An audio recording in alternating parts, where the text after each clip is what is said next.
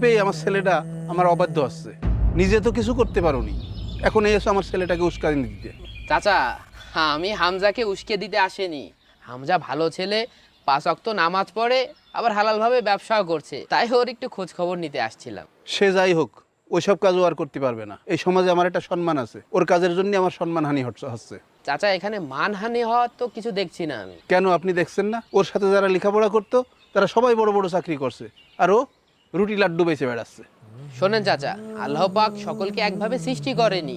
আল্লাহ পাকের কাছে সকলের জন্য রয়েছে উত্তম পরিকল্পনা এবং রিজিকের স্বতন্ত্র সুযোগ। তাই বলে এত ছোট কাজ করবে যে কাজে কোনো সম্মান নেই?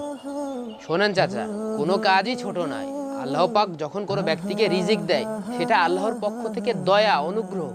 যখন আল্লাহ পাক কারোর প্রতি অনুগ্রহ করে, সেটা বরং সম্মানের। অসম্মানের কি আছে? কিন্তু সমাজের লোক তো এই কাজকে ভালো চোখে দেখছে না।